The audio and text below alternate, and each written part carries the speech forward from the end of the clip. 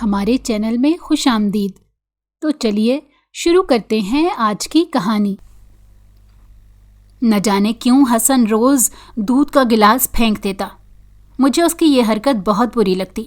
میں نے اسے کئی بار منع بھی کیا اور کہا کہ جب ماں اتنی محبت سے دودھ لے کر آتی ہے تو پھر اسے پی لیا کرو، لیکن وہ باز ہی نہیں آتا اور اس دودھ کو پھینک دیتا۔ لیکن آج میں نے سوچ لیا تھا کہ اسے دودھ پھینکنے نہیں دوں گی، بلکہ میں نے اس سے دودھ لے کر سائڈ پر رکھ دیا۔ اس نے مجھے کہا بھی کہ دودھ گرا دو، لیکن میں نے کہا میں ابھی گراتی ہوں، اور پھر تھوڑی دیر بعد میں نے وہ دودھ پی لیا۔ لیکن مجھے نہیں خبر تھی کہ دودھ پینے کے بعد میرے ساتھ یہ کچھ ہوگا۔ اگر جو خبر ہو جاتی تو میں بالکل وہ دودھ نہ پیتی۔ میرا نام ماریا ہے اور میں ایک 28 سالہ عورت ہوں۔ میں ایک بیوہ عورت ہوں اور بیوگی کے بعد اپنے سسرال میں ہی رہ رہی ہوں۔ میری شادی 2 سال پہلے ہی حسین سے ہوئی تھی۔ حسین میری امی کے دور کے رشتہ دار تھے۔ یہ رشتہ حسین کی مرضی اور پسند کے مطابق ہوا تھا۔ ہمارا گو کہ حسین لوگوں سے ملنا جلنا تو نہیں تھا، لیکن ایک اور رشتہ دار کے گھر میلاد کی دعوت پر ہماری ملاقات ہوئی۔ حسین کو میں پہلی نظر میں ہی اچھی لگی تھی۔ امی چونکہ پہلے ہی میرے رشتے کے لیے بہت پریشان تھی، اسی لیے حسین کا رشتہ آتے ہی انہوں نے فوراً قبول کر لیا تھا۔ دراصل امی کو خود بیوہ ہوئے بہت سال ہو گئے تھے۔ ابو کا بچپن میں ہی انتقال ہو گیا تھا اور اس کے بعد امی نے اکیلے تنے تنہا میری پرورش کی تھی۔ میرا اور کوئی بہن بھائی بھی نہیں تھا۔ میں اپنی امی کی اکلوتی اولاد تھی، اسی لیے امی کی خوشیوں کا واحد مرکز میں ہی تھی۔ امی نے چھوٹی موٹی نوکریاں کر کے میری پرورش کی۔ وہ تو شکر ہے کہ گھر اپنا تھا، جس کی بدولت کافی آسانی رہی۔ میں جب 18 سال کی ہوئی تو امی نے میرا رشتہ دیکھنا شروع کر دیا، لیکن لڑکے والوں کی تو بہت زیادہ ڈیمانڈز تھیں۔ وہ جہیز میں ہر چیز چاہتے تھے، اور امی بیچاری ایک عام گھریلو عورت تھیں، چھوٹی موٹی مزدوریاں کر کے مجھے پال رہی تھیں۔ وہ کیسے لڑکے والوں کی ڈیمانڈ کے مطابق اتنا زیادہ جہیز بناتی؟ اسی لیے وقت گزرتا رہا۔ میرا حسن اور میری تعلیم بھی میرے کسی کام نہ آ سکے، اور رشتہ دیکھتے دیکھتے میں 26 سال کی ہو گئی۔ امی کو صحیح معنوں میں راتوں کی نیند اڑ چکی تھی، اور انہیں ایک پل بھی چین نہیں تھا۔ وہ چاہتی تھیں کہ ان کے مرنے سے پہلے میری شادی ہو جائے، اور اکثر وہ اس بات کا اظہار بھی کرتی رہتی، کیونکہ میرے رشتے کی پریشانی نے امی کو بلڈ پریشر اور شوگر جیسی بیماری دے دی تھی۔ وہ راتوں کو سو نہیں پاتی تھیں۔ میں حالانکہ انہیں بہت سمجھاتی تھی کہ امی آپ اپنی صحت خراب مت کریں، آپ اللہ پر بھروسہ کریں، جو میرا جوڑ لکھا ہوا ہے وہ تو مجھے مل کر رہے گا۔ لیکن وہ ماں تھیں، ان کو میرے مستقبل کی فکر تھی، اسی لیے وہ میرا گھر بسا ہوا دیکھنا چاہتی تھیں۔ امی نے تو رشتہ داروں سے بھی ملنا جلنا کم کر دیا تھا، کیونکہ لوگ ہمدردی جتاتے تھے اور صدقہ زکوٰۃ دینے کی کوشش کرتے، جبکہ امی کی خوددار طبیعت کو یہ گوارا نہیں تھا۔ اسی لیے ایک دن امی کی ایک کزن اپنے بیٹے کی شادی کا کارڈ لے کر آئیں۔ اس کی شادی سے پہلے میلاد کی ایک تقریب رکھی گئی تھی، اس کی دعوت بھی وہ ہمیں دے کر گئی تھیں۔ امی کو خوشی تو بہت ہوئی، لیکن ایک اداسی نے بھی گھیر لیا، کیونکہ ان کا بیٹا بھی جوان تھا، اور امی کا کم میل ملاپ ہونے کی وجہ سے یہ رشتہ بھی ہاتھوں سے گیا۔ تاہم میں نے امی سے صاف صاف کہہ دیا تھا کہ ہم میلاد پر ضرور جائیں گے اور شادی میں بھی بھرپور شرکت کریں گے، کیونکہ بہت عرصہ ہو گیا تھا ہم دونوں ماں بیٹی کہیں پر نہیں گئے تھے۔ اسی لیے میں نے میلاد کے لیے خاص طور پر سفید لباس اور چنری دار دوپٹہ تیار کروایا، اور امی کو ساتھ لے کر میلاد پر چلی گئی۔ میلاد پر ہی حسین اور ان کی امی موجود تھے۔ حسین نے مجھے پہلی نظر میں ہی پسند کر لیا، اور یوں میری شادی جھٹ پٹ ہی طے ہو گئی، اور میں بیاہ کر حسین کے گھر چلی آئی۔ حسین ایک بہت اچھے اور پیار کرنے والے شوہر ثابت ہوئے تھے۔ میں بہت خوش قسمت تھی کہ حسین میری زندگی میں آئے۔ حسین نے ہر طرح سے میرا خیال رکھا، اور ان کی کوشش ہوتی کہ میری ہر ضرورت کو پورا کر سکیں۔ امی بھی ہمیں خوش دیکھ کر بہت خوش تھیں، تاہم میری ساس کا رویہ کبھی اچھا کبھی برا ہوتا، لیکن میں نظر انداز کر دیتی، کیونکہ گھروں میں ایسی چھوٹی موٹی معمولی باتیں ہو جاتی ہیں۔ خوشیوں کے ہنڈولے میں جھولتے نہ جانے کیسے 2 سال گزر گئے۔ حسین مجھے بہت کم امی کی طرف رہنے دیتے تھے، کیونکہ ان کا کہنا تھا کہ میں تمہارے بغیر ایک پل بھی نہیں رہ سکتا، اس لیے وہ مجھے میکے میں رات نہیں رہنے دیتے تھے۔ اپنے ساتھ لے کر جاتے اور امی سے ملوا کر ساتھ ہی واپس لے آتے۔ لیکن اس دن امی کی طبیعت بہت خراب تھی اور سردیاں شروع ہونے والی تھیں۔ امی کا سانس اکھڑا ہوا تھا، جس کی وجہ سے میں بہت پریشان تھی۔ میری پریشانی کو دیکھتے ہوئے حسین نے مجھے امی کے پاس رات رکنے کی اجازت دے دی اور کہا کہ تم آج یہیں پر رک جاؤ، آنٹی کی حالت ٹھیک نہیں ہے، میں کل کسی وقت آ کر تمہیں لے جاؤں گا۔ میں خود بھی امی کے پاس رکنا چاہتی تھی، لیکن حسین کی وجہ سے ان سے کہہ نہیں رہی تھی۔ لیکن جب حسین نے خود کہہ دیا تو پھر میں خوشی خوشی امی کے پاس رک گئی۔ لیکن مجھے نہیں پتا تھا کہ میرا یہاں پر رکنا میری ساری زندگی کی بربادی بن جائے گا۔ مجھے ایک ایسا دکھ ملے گا جس سے میں کبھی نکل نہیں سکوں گی۔ حسین مجھے چھوڑ کر واپس گھر چلے گئے تھے۔ امی کی حالت ابھی بہتر نہیں تھی۔ میں نے ان کو دوا دے کر لٹا دیا اور ان کے لیے سوپ بنانے کے لیے کچن میں چلی آئی، کیونکہ سوپ کے ساتھ ان کو کافی اچھا محسوس ہوتا تھا اور طبیعت بہتر ہو جاتی تھی۔ امی کو سوپ پلا کر میں ان کے پاس ہی سونے کے لیے لیٹ گئی اور بالکل اسی طرح ان کے ساتھ لگ گئی جیسے شادی سے پہلے ان کے ساتھ لیٹا کرتی تھی۔ لیکن آدھی رات کو ایک فون آیا جس نے میری دنیا ہی اجاڑ دی۔ فون حسین کے گھر سے آیا تھا۔ فون پہ حسین کا چھوٹا بھائی حسن تھا، جس کا کہنا تھا کہ بھائی ہم میں نہیں رہے، بھابھی ہماری دنیا اجڑ گئی ہے، ہم یتیم ہو گئے ہیں، بھائی مر گئے ہیں۔ یہ بات سننا تھی کہ میرے پیروں تلے سے زمین نکل گئی اور آنکھیں پتھر کی ہو گئیں۔ میں نے بار بار حسن سے پوچھا، حسن کیا ہوا؟ تم کیا بکواس کر رہے ہو؟ کیا ہوا ہے میرے حسین کو؟ لیکن تب تک فون بند ہو چکا تھا۔ میں نے امی کی حالت کی بھی پرواہ نہیں کی اور اسی طرح پاگلوں کی طرح چادر اوڑھ کر باہر بھاگی۔ امی مجھے پیچھے آوازیں دیتی رہ گئی، ماریا رکو تو صحیح، رکو، کیا ہوا ہے؟ مجھے تو بتاؤ۔ لیکن مجھ میں اتنی ہمت نہیں تھی کہ میں امی کو کچھ بتاتی۔ میں اسی طرح بھاگی سڑک پر آئی اور ایک رکشے کو ہاتھ دے کر اس میں بیٹھ گئی۔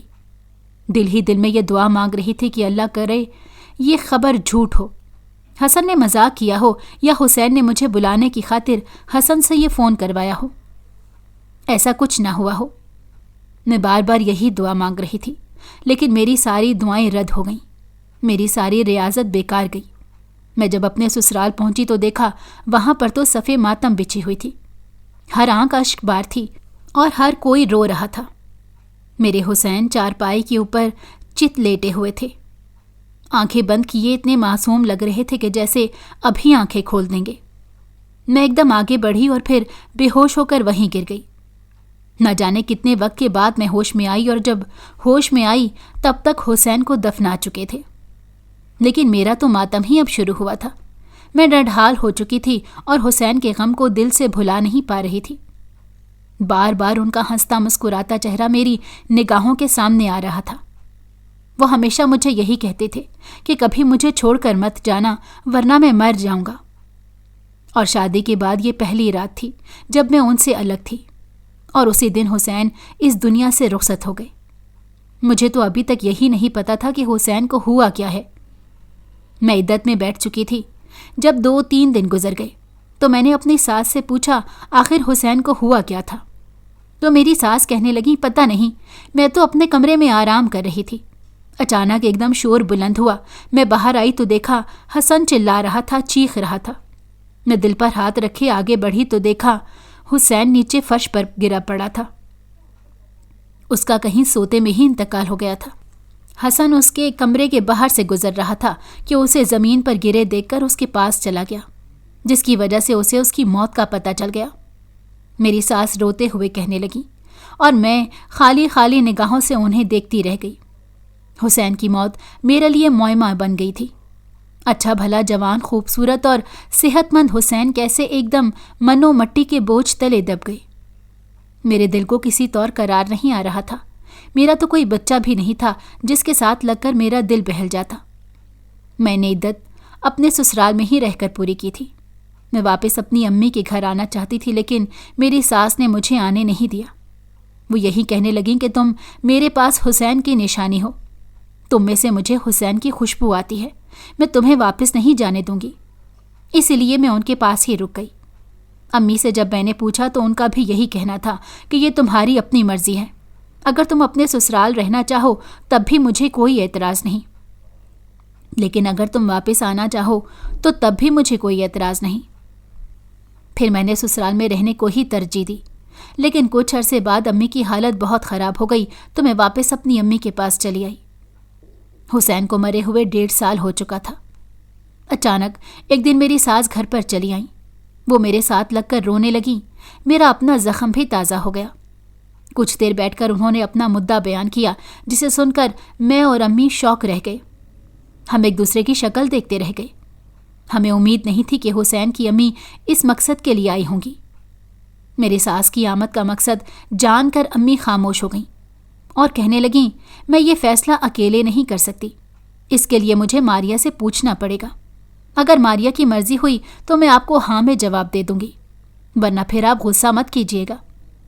میری امی نے نرمی سے ان سے بات کر کے انہیں سمجھا دیا تو میری ساس کے جانے کے بعد امی نے مجھ سے اس رشتے کی بابت رائے جاننا چاہی، تو میں نے صاف طور پر منع کر دیا اور کہا کہ میں حسین کے ساتھ بے وفائی نہیں کر سکتی، مجھے حسن سے شادی نہیں کرنی، اسی لیے آپ آنٹی کو صاف صاف انکار کر دیں۔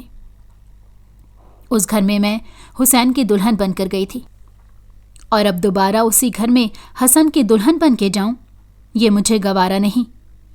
امی نے اسی طرح میرا انکار آنٹی تک پہنچا دیا، لیکن آنٹی نے تو انکار جیسے دل پر لے لیا اور بستر سے لگ گئیں۔ ان کی طبیعت خراب ہو گئی اور وہ بار بار مجھے پکارنے لگیں۔ حسن نے مجھے فون کر کے آنٹی کی حالت کے بارے میں آگاہ کیا اور کہا کہ آپ بس ایک بار آ جائیں، امی کی حالت بہت خراب ہے اور وہ بار بار آپ کو پکار رہی ہیں۔ آپ ایک بار آ جائیں گی تو شاید ان کا دل بہل جائے اور وہ آپ کے انکار کے صدمے سے باہر نکل سکیں۔ حسن نے کہا تو میں خاموشی سے ہو گئی اور میں نے اس سے کہا، مجھے تم سے شادی پر اعتراض نہیں ہے، دراصل میں شادی کرنا ہی نہیں چاہتی۔ ایک بار میں نے شادی کر لی ہے اور دوبارہ اس جھنجھٹ میں نہیں پڑنا چاہتی، اسی لیے مجھے معاف کر دینا۔ لیکن میری بات سن کر حسن کہنے لگا، میں خود بھی آپ سے شادی کے لیے تیار نہیں، آپ میرے لیے قابل عزت اور قابل احترام ہیں، اس لیے میں نے اماں کو منع بھی کیا تھا، لیکن وہ نہیں مانی۔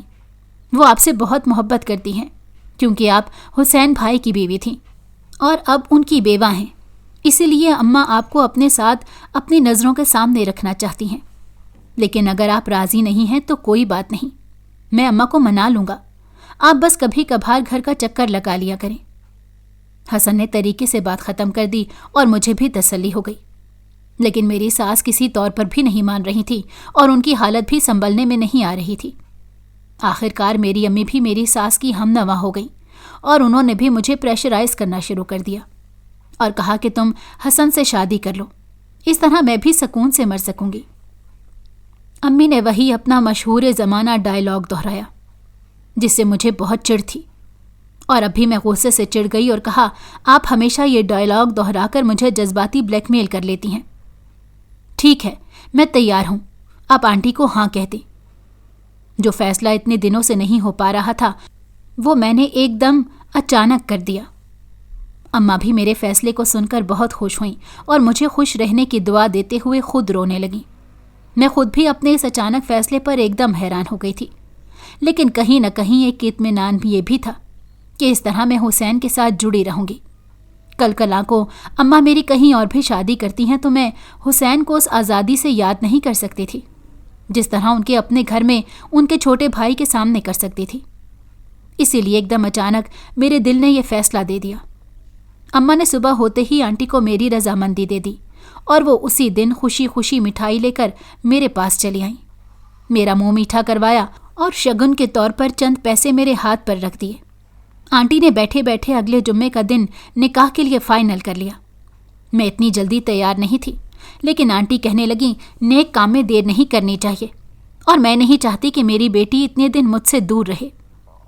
آنٹی کی اتنی محبت پر میں نہال ہو گئی اور میں نے ان کی رضامندی کے آگے سر جھکا دیا۔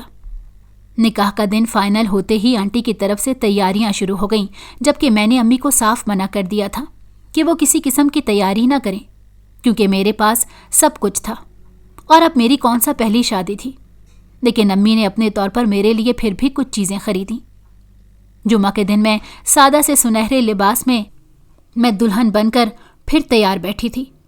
اور مجھے بار بار حسین کی یاد ستا رہی تھی۔ وہ مجھے اس طرح دیکھتے تو نہال ہو جاتے۔ انہیں میں ہمیشہ سجی بنی اور صاف ستھری اچھی لگتی تھی، اور وہ مجھے یہی کہتے تھے کہ بیگم ہمیشہ تیار رہا کرو، میں تمہیں خوش اور تر و تازہ دیکھنا چاہتا ہوں۔ اور اب آج یہ کس موقع پر مجھے ان کی یاد ستا رہی تھی؟ میری آنکھ سے ایک آنسو بہہ نکلا۔ میں حسن کے نکاح میں آ گئی اور حسن کے ساتھ رخصت ہو کر اسی گھر میں واپس آ گئی۔ مجھے نہیں معلوم کہ حسن اس رشتے پر راضی تھا یا نہیں، لیکن وہ مجھے ذرا چپ چپ سا لگا۔ میری اس سے پہلے تو بے تکلفی تھی، ہم ایک دوسرے کے ساتھ اکثر گپ شپ لگا لیتے تھے، لیکن اب رشتہ بدل گیا تھا، نوعیت بدل گئی تھی، اسی لیے کچھ اندازہ نہیں تھا کہ آگے ہم ایک دوسرے کے ساتھ کیسے چلتے ہیں۔ اسی گھر میں میری حیثیت تو ایک بہو کی ہی تھی، لیکن اب میرا کمرہ بدل چکا تھا۔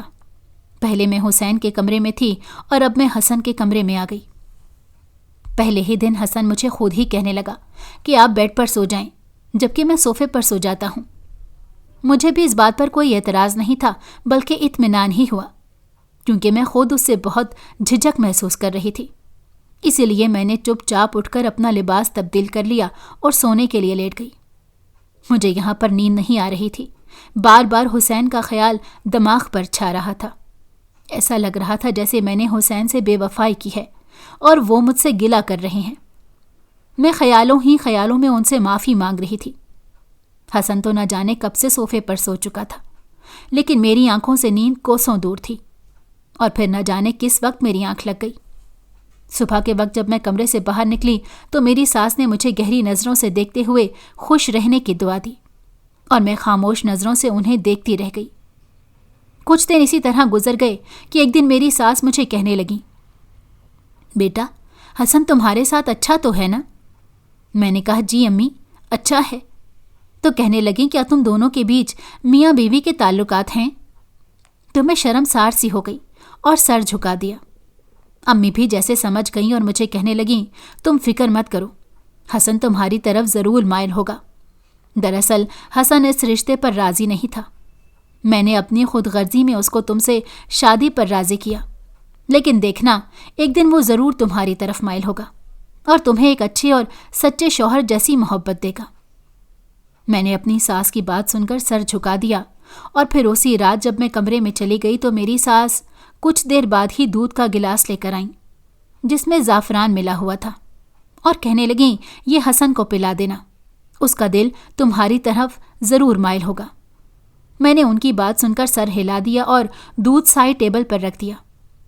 کچھ دیر بعد ہی حسن بھی کمرے میں آ گیا اور میں نے اسے کہا کہ یہ دودھ پی لو، لیکن حسن نے عجیب حرکت کی، اس نے وہ گلاس اٹھا کر لے جا کر باتھ روم میں پھینک دیا۔ میں اس کی اس حرکت سے حیرت زدہ رہ گئی، تاہم میں نے اسے کچھ کہا نہیں۔ صبح ناشتے کی میز پر اچانک میری ساس نے حسن سے پوچھ لیا، کیا تم نے وہ دودھ پی لیا تھا؟ تو وہ کہنے لگا نہیں، بھائی نے خواب میں آ کر منع کیا تھا تو میں نے اسے نہیں پیا۔ حسن نے اتنی رکھائی سے جواب دیا کہ میں چپ کی چپ رہ گئی، جبکہ میری ساس بھی خاموش ہو گئیں۔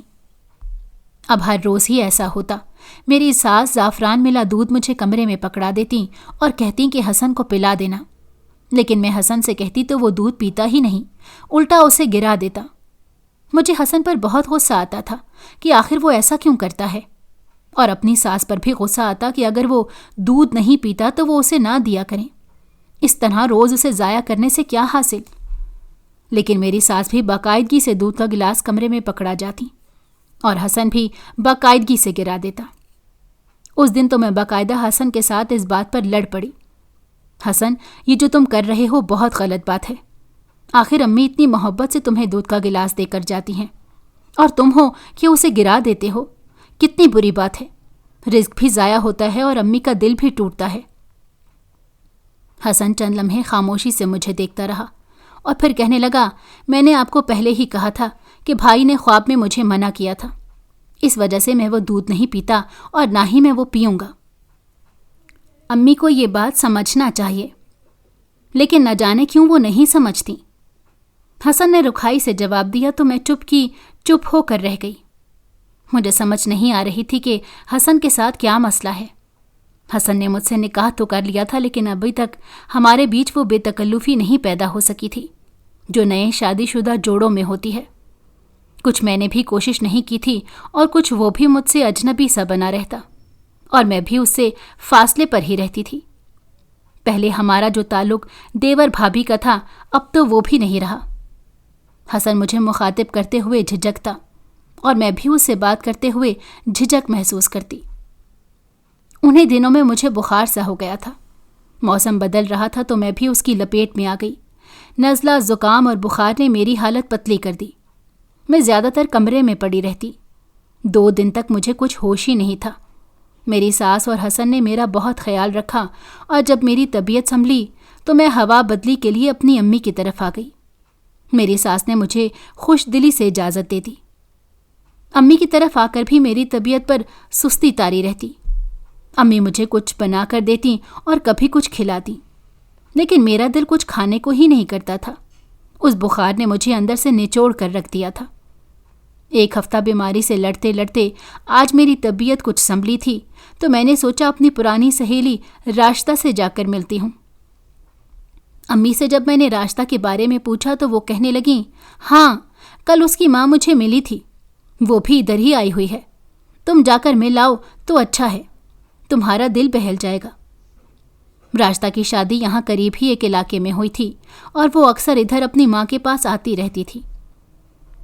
حسن سے شادی کے بعد میری اس سے ایک بار بھی ملاقات نہیں ہوئی تھی، اسی لیے اب میرا شدت سے دل چاہ رہا تھا کہ میں جا کر اس سے مل کر آؤں۔ میں امی کو بتا کر راشدہ کی طرف چلی گئی۔ راشدہ مجھے سامنے ہی مل گئی تھی۔ وہ مجھے دیکھ کر بہت خوش ہوئی۔ میں ابھی تمہارے بارے میں ہی سوچ رہی تھی اور تم سے ملنے کے لیے آج آنے کا ارادہ تھا۔ چلو اچھا ہوا تم آ گئی، کتنے دن ہو گئے تھے ہم مل کر نہیں بیٹھے۔ راشدہ نے مجھے دیکھ کر خوش دلی سے کہا تو میں بھی مسکرا دی۔ ہاں، میرا بھی بہت دل چاہ رہا تھا کہ میں تم سے ملوں، لیکن طبیعت اتنی خراب تھی، آج ہی اٹھی ہوں تو فوراً چلی آئی، میں نے بھی جیسے وضاحت پیش کرتے ہوئے کہا۔ اور پھر راشدہ کے ساتھ ادھر ادھر کی باتیں کرنے کے دوران وقت گزرنے کا احساس ہی نہیں ہوا۔ اچانک راشدہ نے مجھ سے باتوں باتوں میں حسن کے بارے میں پوچھ لیا، تمہارا دیور، میرا مطلب ہے تمہارا شوہر، تمہارے ساتھ ٹھیک تو ہے نا؟ راشدہ نے جھجکتے ہوئے پوچھا تو میں نے گہرا سانس بھر کر کہا، وہ ٹھیک ہے، بس میرے دل سے ابھی حسین کی یاد نہیں جاتی۔ میں کوشش تو کرتی ہوں کہ حسن کے ساتھ مخلص ہو کر رہوں، لیکن کیا کروں، گھر بھی ایک ہے اور اسی گھر میں میں پہلے حسین کی بیوی بن کر گئی تھی اور اب حسن کی بیوی بن کر رہ رہی ہوں تو میرے لیے بہت مشکل ہے اتنی جلدی پرانی یادوں سے پیچھا چھڑانا۔ میں نے یاسیت سے کہا تو راشدہ نے سمجھ کر سر ہلا دیا اور میرے ہاتھ پر ہاتھ رکھ کر کہنے لگی، بس تم ہمت مت ہارنا، کوشش کرو کہ حسین بھائی کی یادوں کو دل سے نکال کر حسن کو کھلے دل سے اپنا لو، پھر دیکھنا زندگی کتنی خوبصورت ہو جائے گی۔ میں نے بھی راشدہ کی بات پر سر ہلا دیا اور پھر اس سے ملتی واپس گھر آ گئی۔ اماں سے گھر آتے ہی میں نے کہہ دیا تھا کہ کل میں اپنے گھر واپس چلی جاؤں گی، بہت دن ہو گئے ہیں، آنٹی اور حسن نہ جانے کس طرح گزارا کر رہے ہوں گے۔ میری بات سن کر امی کہنے لگی، ہاں، میں بھی تمہیں یہی کہنے والی تھی کہ تمہیں کافی دن ہو گئے ہیں، تم 2-4 دن کے لیے پھر چلی جاؤ، پھر بے شک بعد میں آ جانا، ایسے اچھا نہیں لگتا۔ میں نے اس بات میں سر ہلا دیا اور اٹھ کر کمرے میں آ گئی، اپنے چند جوڑے بیگ میں ڈال کر تیار کر کے رکھ دیا۔ صبح ہوتے ہی ناشتہ کر کے میں نے اماں سے کہا کہ مجھے چھوڑ آئیں۔ اماں مجھے چھوڑنے کے لیے گھر چلی آئیں۔ میری ساس مجھے دیکھ کر بہت خوش ہوئیں اور کہنے لگیں، میں رات تمہیں بہت یاد کر رہی تھی اور کہہ رہی تھی کہ اتنے دن ہو گئے ہیں کہ میری بیٹی گھر واپس نہیں آئی، میں سوچ رہی تھی کہ آج تمہیں جا کر لے آؤں، اچھا ہوا تم خود ہی آ گئی۔ میری ساس نے بہت محبت جتاتے ہوئے کہا تو میں بھی ان کے ساتھ لگ کر بیٹھ گئی۔ شام کو حسن آیا تو اس نے مجھے دیکھا تو ایک دم ٹھٹک کر رک گیا، پھر جیسے کچھ کہتے کہتے وہ کمرے میں چلا گیا۔ مجھے تھوڑی سی مایوسی ہوئی، مجھے لگا تھا کہ حسن میرے اتنے دنوں کی غیر موجودگی کو محسوس کرے گا اور مجھے ایک بار بتائے گا ضرور کہ اس نے مجھے یاد کیا، لیکن اس نے تو کوئی بھی بات نہیں کی، بلکہ خاموشی سے چلا گیا۔ رات جب میں سونے کے لیے لیٹی تو حسب معمول پھر میری ساس دودھ کا گلاس لے کر آ گئیں، لیکن حسن کمرے میں موجود نہیں تھا۔ میں نے آنٹی سے کہا بھی کہ آپ اسے واپس لے جائیں، حسن پیتا تو ہے نہیں بلکہ اونٹا اسے گرا دیتا ہے۔ تو وہ کہنے لگیں تم محبت سے پلانا تو وہ ضرور پی لے گا۔ میں نے خاموشی سے گلاس پکڑ کر رکھ دیا۔ آنٹی چلی گئیں تو نہ جانے میرے دل میں کیا خیال آیا کہ میں نے وہ گلاس اٹھا کر پی لیا۔ کچھ ہی دیر گزری تھی کہ اچانک مجھے اپنا مرحوم شوہر حسین نظر آئے اور وہ مجھے کہہ رہے تھے کہ اگر تمہیں اپنی جان پیاری ہے تو یہاں سے چلی جاؤ، یہاں پر مت رہو۔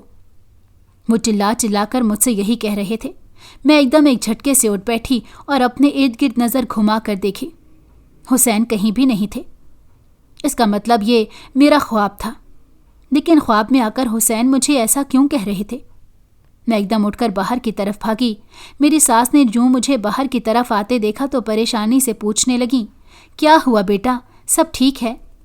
میں نے آنٹی سے کہا وہ کمرے میں، حسین وہاں پر۔ میں نے بوکھلائے ہوئے انداز میں کمرے کی طرف اشارہ کرتے ہوئے کہا تو آنٹی خود بھی بہت خوفزدہ نظر آنے لگی اور ایک دم اٹھ کر کمرے کی طرف گئیں، لیکن وہاں سے واپس آنے کے بعد وہ کہنے لگیں کہ وہاں پر تو کوئی بھی نہیں ہے، کمرہ بالکل خالی ہے، تمہیں ضرور کوئی غلط فہمی ہوئی ہے۔ لیکن میں اپنا سر دونوں ہاتھوں میں تھام کر بیٹھ گئی اور کہنے لگی نہیں، حسین آئے تھے اور وہ مجھے کہہ رہے تھے اگر تمہیں جان پیاری ہے تو یہاں سے چلی جاؤ۔ میں اس کا کیا مطلب سمجھوں؟ میں بے بسی سے رونے لگی۔ میری بات سن کر آنٹی ایک دم زرد پڑ گئیں اور مجھے دیکھتے ہوئے کہنے لگیں، کیا کہا حسین نے؟ آنٹی نے آہستہ آواز میں پوچھا تو میں نے بتایا وہ کہہ رہے تھے تمہیں اگر جان پیاری ہے تو یہاں سے چلی جاؤ۔ میری بات سن کر آنٹی ہارے ہوئے انداز میں صوفے پر گر سی گئیں۔ آنٹی کا یہ انداز مجھے کچھ مختلف سا لگا، اس لیے میں نے ان سے پوچھا کہ کیا ہوا آنٹی، آپ یہ سن کر اتنا پریشان کیوں ہو گئی ہیں؟ میری بات پر آنٹی کی آنکھوں سے آنسو بہنے لگے اور پھر وہ زاروں قطار رونے لگی۔ میں اب صحیح معنوں میں پریشان ہو چکی تھی۔ نہ جانے آنٹی کے ساتھ کیا معاملہ تھا جو وہ ایسے کہہ رہی تھی۔ کچھ دیر بعد جب آنٹی رو رو کر تھک گئیں تو پھر کہنے لگیں، کچھ نہیں بیٹا، بس یوں ہی میرا دل بھر آیا تھا۔ لیکن میں نے آنٹی سے کہا کہ یوں ہی دل بھر نہیں آنا تھا، بلکہ ضرور کوئی نہ کوئی بات ہے۔ آپ کو میری قسم مجھے سچ بتائیں، آخر کیا بات ہے؟ میں نے اپنی قسم دے کر آنٹی کو پابند کر دیا تو چند لمحے خاموش رہنے کے بعد کچھ سوچ کر وہ کہنے لگی، بیٹا میں تم سے جو بھی کہوں گی بالکل سچ کہوں گی، اسی لیے تم اس سچ کو برداشت کرنا اور ہو سکے تو مجھے اور حسن کو معاف کر دینا۔ آنٹی نے یہ کہا تو میں ان کی طرف الجھن بھری نگاہوں سے دیکھنے لگی اور پھر ان سے پوچھا کیا بات ہے، ایسی کیا بات ہو گئی؟ تو آنٹی کہنے لگیں، یہ بات اس میلاد والے دن سے شروع ہوتی ہے جس دن میں نے تمہیں پہلی بار دیکھا تھا۔ حسین نے بھی تمہیں اسی دن دیکھا تھا اور حسن نے بھی تمہیں اسی دن دیکھا تھا۔ مجھے تم حسین کے لیے بہت پسند آئی تھی۔ میں نے گھر آ کر جب حسین سے رشتے کی بات کی تو وہ کھل اٹھا۔ مجھے اس کا چہرہ دیکھ کر اس کے دل کا حال پتہ چل گیا تھا، اسی لیے جب ہم دونوں ماں بیٹا یہ بات کر رہے تھے تو حسن بھی وہاں پر چلا آیا۔ میں نے حسن کو بھی اپنی خوشی میں شامل کرنا چاہا، لیکن اس کا چہرہ جیسے بجھ سا گیا اور آنکھوں کی رونق ایک دم ماند پڑ گئی۔ میں نے اپنی خوشی میں محسوس نہیں کیا اور یوں حسین کا رشتہ تمہارے لیے مانگنے چلی آئی۔ حسین کا رشتہ پکا ہوتے ہی میں نے جلد شادی پر اصرار کیا اور تم دونوں کی جلد ہی شادی کروا دی۔ لیکن مجھے معلوم نہیں تھا کہ یہ میری کتنی بڑی غلطی ہے اور میرا بیٹا حسن اس بات کو اپنی کتنی بڑی شکست سمجھے گا۔ دراصل حسن نے جب تمہیں میلاد میں دیکھا تھا تو تم اس سے بہت اچھی لگی تھی اور وہ وہیں پر تمہیں اپنی زندگی میں شامل کرنے کا فیصلہ کر بیٹھا تھا۔ وہ مجھ سے تمہارے لیے بات کرنا چاہتا تھا، لیکن اس سے پہلے ہی میں نے حسین کے لیے تمہیں پسند کر لیا۔ حسن نے یہ بات پھر مجھ سے نہیں کی اور خاموش ہو گیا۔ دل ہی دل میں دبا لی۔ اس کا خیال تھا کہ شاید وقت کے رہتے ہوئے یہ بات خود ہی ختم ہو جائے گی، لیکن جب تم بیاہ کر ہمارے گھر آئیں تو ہر وقت اس کی نگاہوں کے سامنے رہنے لگی۔ حسن کی پیاسی نظریں تمہارے چہرے کا طواف کرتی رہتی اور تم اتنی ہی بے خبر تھی۔ اس لیے میں نے جب یہ محسوس کیا کہ حسن تمہیں پسند کرتا ہے، میں نے اسے بہت ڈانٹا اور برا بھلا کہا اور اسے سمجھایا کہ اب وہ یہ خیال دل سے نکال دے، کیونکہ تم اب اس کی بھابھی بن چکی تھی اور ایک قابل عزت رتبے پر فائز تھی۔ لیکن حسن مجھ سے بہت لڑا اور کہنے لگا، آپ نے میرے ساتھ بہت زیادتی کی، जब भी कोई अच्छी चीज़ होती आप हमेशा भाई को दे देती हैं, और अब भी ऐसा ही किया है आपने मेरे साथ। मेरे दिल की खुशी, मेरी मोहब्बत आपने उठाकर भाई की गोद में डाल दी। मैं ये बात कैसे भुला दूं? हसन के दिल में पनपते हुए मनफी जज्बात मुझे खतरे का अलार्म लग रहे थे, लेकिन फिर भी मैं उसे गाहे बगाहे समझाती रही। अब तो हसन ज़्यादातर खामोश रहने लग गया था, लेकिन फिर भी मुझे उससे डर लगता। और एक दिन जब तुम अपनी अम्मी की तरफ गई हुई थी, हसन और हुसैन का तुम्हारे ऊपर रखकर झगड़ा हो गया। हुसैन ने अपने भाई पर जिंदगी में पहली बार हाथ उठाया, क्योंकि हसन ने तुम्हारे बारे में कुछ गलत बातें कही थी। लेकिन हुसैन ने जब हसन पर हाथ उठाया तो हसन इंतकाम की आग में अंधा हो गया, और उसने बिल्कुल भी ना देखा कि उसके सामने उसका बड़ा भाई खड़ा है। उसने गला दबाकर अपने भाई का कत्ल कर दिया। मैं उन दोनों को रोकती रहती थी, दोनों में से किसी ने मेरी नहीं सुनी, और फिर एक भाई के हाथों दूसरे भाई का कत्ल हो गया। मैं एक बेटा तो खो चुकी थी, दूसरा बेटा खोना नहीं चाहती थी। इसीलिए सबसे यही कहा कि हुसैन का इंतकाल सोते में हो गया। अगर लोगों को इस बात की हकीकत पता चल जाती कि भाई ने भाई का कत्ल किया है, तो मेरा एक बेटा तो वैसे ही मर गया था, हसन भी जेल की सलाखों के पीछे होता। मैं बूढ़ी माँ किसके आसरे पर पड़ी रहती। हुसैन की इद्दत पूरी होने के बाद हसन ने मुझे कहा कि जाकर भाभी के लिए रिश्ता ले लें, मुझे उनसे शादी करनी है। मैं खामोश निगाहों से उसे तकती रह गई, जिसे अब भी इस बात का एहसास नहीं था कि उसने अपने भाई को कत्ल कर दिया। मैं तुम्हारे घर जाकर तुम्हारा रिश्ता ले आई और फिर निकाह भी कर दिया, लेकिन अब निकाह के बाद हसन को पछतावे ने डसना शुरू कर दिया। वो अक्सर ख्वाब में हुसैन को देखता। हुसैन उससे नाराज नजर आता तो वो उठ कर बैठ जाता। हसन का पछतावा शुरू हो चुका था, इसीलिए वो तुम्हारे करीब भी नहीं आता, क्योंकि जैसे ही वो तुम्हारी तरफ कदम बढ़ाता है उसे सामने हुसैन खड़ा नजर आता है, तो हसन खौफजदा होकर पीछे हट जाता। अब सही मायनों में हसन पछता रहा था और बार बार कभी हुसैन से और कभी मुझसे माफ़ी मांगता, लेकिन मैं कैसे उसे माफ़ कर देती जिसने मेरे बेटे का खून कर दिया। सिर्फ एक औरत को पाने की खातिर उसने मेरा घर उजाड़ दिया। अगर जो हसन पहले इस बात को समझ लेता तो शायद आज हालात मुख्तलिफ होते, लेकिन उसने अपने हसद और मोहब्बत में अंधे होकर एक कदम उठा तो लिया, लेकिन अब बुरी तरह पछता रहा था। मैंने उसे समझाने की कोशिश की कि जैसे भी हो अब तुम मारिया के साथ निबाह करने की कोशिश करो और उसे इज्जत और मोहब्बत दो, वो तुम्हारी बीवी है। लेकिन वो कहता कि ये मेरे बस में नहीं है। मैं जैसे ही उसके करीब होने की कोशिश करता हूँ, हुसैन मेरे सामने आ खड़ा होता है और मैं फिर उससे दूर हट जाता हूँ। मैं हसन की बेबसी देख रही थी, इसीलिए खामोश हो गई। मैं तुम्हें ये सब नहीं बताना चाहती थी, लेकिन आज इस तरह तुमने हुसैन के बारे में कहा, मैं तुम्हें ये सब बताने पर मजबूर हो गई, क्योंकि तुम्हें ये सब बातें जानने का पूरा हक है। लेकिन मेरी बेटी, मुझे माफ़ कर देना। मैं एक मजबूर और बेबस माँ थी। मैं अपने एक बेटे के बाद दूसरा बेटा खोना नहीं चाहती थी, इसलिए मैंने तुमसे और सबसे झूठ बोला। इसके लिए मुझे माफ़ कर देना। आंटी ने मेरे आगे हाथ जोड़ते हुए रोते हुए कहा, लेकिन मैं तो जैसे वहाँ थी ही नहीं। ये क्या पहाड़ तोड़ डाला था आंटी ने मेरे ऊपर। मेरे कंधे इस बोझ को उठाने से कासिर हो गए थे। इतने बड़े इंकशाफ ने मुझे हिला कर रख दिया और मुझे कुछ समझ नहीं आ रही थी कि मैं क्या करूं। मैं चुपचाप उठकर अपने कमरे में आ गई और लेट गई। माजी की सारी फिल्म मेरे दिमाग में चल रही थी। शादी के बाद का जितना हिस्सा मैंने गुजारा, मुझे एक एक करके वो सारे लम्हे याद आ रहे थे। मुझे इस बात पर यकीन ही नहीं आ रहा था कि हसन मेरे साथ ये सब कुछ कर सकता है। मैं एकदम उठी, बैग में चंद जोड़े डाले और वापस अपनी माँ की तरफ आ गई। आंटी मुझे रोकती रह गईं, लेकिन मैं नहीं रुकी, बल्कि मैंने अब इरादा कर लिया था कि मैं वहाँ पर वापस नहीं जाऊँगी, ना ही उनसे कोई वास्ता रखूँगी। हसन को भी खबर हो गई थी कि मैं इस बारे में सब कुछ जानती हूँ। उसने भी मुझसे माफ़ी मांगने की बहुत कोशिश की, लेकिन मैंने अपना दिल पत्थर कर लिया और कान उसकी तरफ से बंद कर लिए। मेरी अम्मी जो मुझे इस हाल में देखती तो वो बार बार पूछती, लेकिन मैंने अभी तक अम्मी को इसके बारे में नहीं बताया था। کیونکہ میں نہیں چاہتی تھی کہ جس طرح میں ایک اذیت میں مبتلا ہو گئی ہوں امی بھی وہ اذیت برداشت کریں۔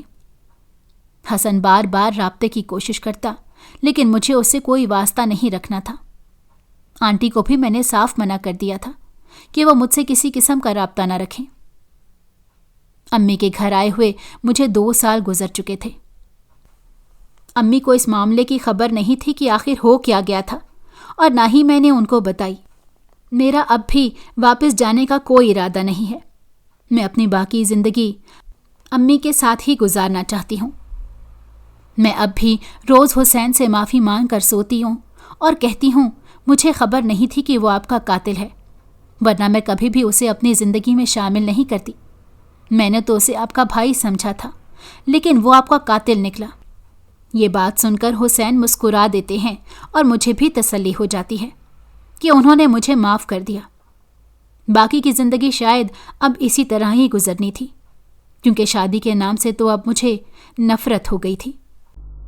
اگر آپ کو ہماری کہانی پسند آئی ہو تو ہمارے چینل کو لائک کریں اور سبسکرائب کر دیں۔ بیل نوٹیفیکیشن کو بھی آن کر دیں تاکہ ہماری آنے والی ہر مزیدار کہانی آپ کو وقت پر ملتی رہے۔